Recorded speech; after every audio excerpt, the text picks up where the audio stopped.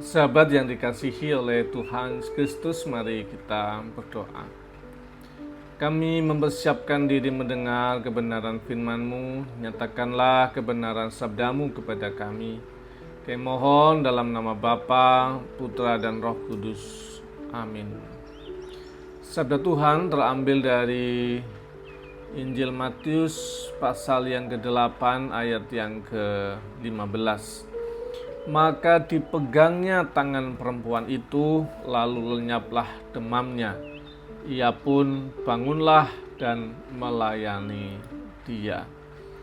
Sahabat yang dikasihi oleh Tuhan Yesus Kristus, bagian yang pertama yang coba kita cermati adalah kata di mana Yesus itu menyentuh perempuan. Nah, kalau kita membaca secara tekstual, terutama dibandingkan dengan konteks pada zaman itu, bahwa seorang laki-laki yang menyentuh perempuan walaupun dia sakit, yang itu bukan kaum keluarganya yang boleh disentuh secara religius maupun juga culture, itu menajiskan. Dia punya potensi seseorang jadi najis karena sentuhan itu. Tetapi Tuhan Yesus menyentuh perempuan itu yang sedang demam. Jadi kata sentuhan ini betul-betul disengaja. Kata yang dipakai adalah hepsato, itu artinya tindakan yang penuh dengan kesengajaan, dengan energi perhatian yang sepenuhnya. Itu kata yang dipakai. Dan itu memang tadi secara culture punya potensi penajisan karena sentuhan laki-laki dan perempuan. Tetapi ternyata itu dikerjakan oleh Tuhan Yesus. Apa yang bisa kita pelajari? Hal yang boleh kita hayati dari peristiwa itu adalah bandingannya dengan Tuhan Yesus yang menyentuh orang kusta. Dan ini sama sebenarnya.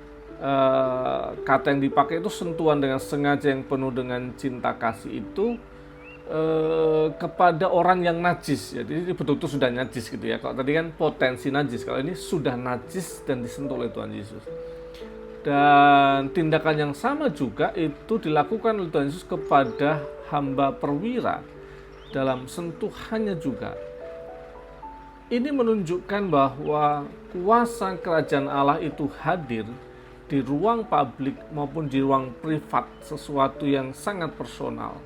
Sehingga kita boleh belajar bahwa Allah itu dengan sengaja menyatakan sentuhan yang penuh perhatian dengan penuh kuasa itu kepada kita, bahkan dari ruang-ruang tersembunyi yang tidak layak disentuh oleh siapapun.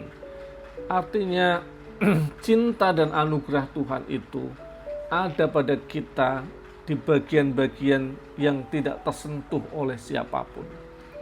Semoga kita hayati betul akan hal ini. Sesuatu yang tersembunyi yang kita sembunyikan dari siapapun. Cinta dan kasih Tuhan menyentuh bagian-bagian itu. Kemudian yang kedua yang boleh kita hayati adalah demam itu meninggalkannya. Kata apekan itu berkait dengan soal melepaskan, membebaskan, meninggalkan dengan sepenuhnya. Jadi ini tidak sekedar punya dimensi medis sembuh gitu, tetapi sakit dianggap sebagai sesuatu yang memberatkan, sesuatu yang menindas, sesuatu yang mencengkeram hidup seseorang. Kemudian Tuhan Yesus memberikan kesembuhan itu dengan otoritasnya dia, memberikan pembebasan, pelepasan, dan ini sifatnya menyeluruh. Sehingga kita boleh belajar bahwa kesembuhan itu menunjukkan tanda bahwa Yesus itu membawa pemulihan yang utuh bagi manusia. Semoga kita juga merasakan hal yang sama. Tuhan tidak sekedar mengurangi beban hidup kita, tetapi membebaskan sepenuhnya Mungkin persoalannya masih ada, tetapi cara kita memandang masalah jadi sangat berbeda sama sekali. Itu yang disebut dengan pembebasan. Semoga kita merasakan kuasa otoritas Tuhan dalam hidup kita yang memberikan pembebasan atas setiap beban yang sedang kita alami. Kemudian yang ketiga yang boleh kita hayati adalah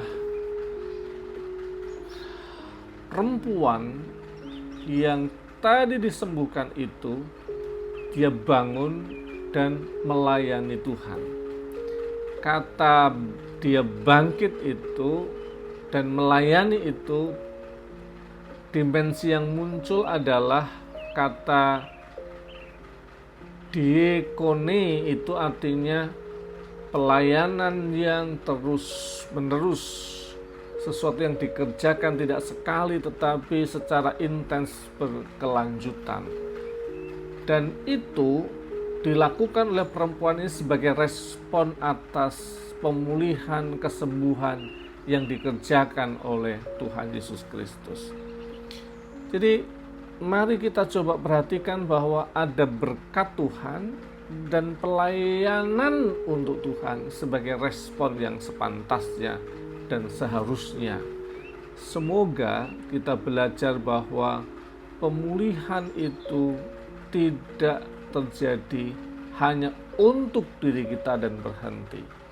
Pemulihan berkat Tuhan itu diberikan kepada kita supaya kita punya kemampuan, punya kesempatan untuk melayani Tuhan, untuk menyatakan cinta Tuhan bagi sesama melalui pelayanan, kehidupan, pekerjaan kita. Setiap berkat di sana kita punya kesempatan merespon dengan baik cinta Tuhan untuk mencintai kehidupan dan orang lain. Tuhan memberkati. Mari kita berdoa. Bapa kami yang di surga, dikuduskanlah namamu, datanglah kerajaan-Mu, jadilah kehendak-Mu di bumi seperti di surga.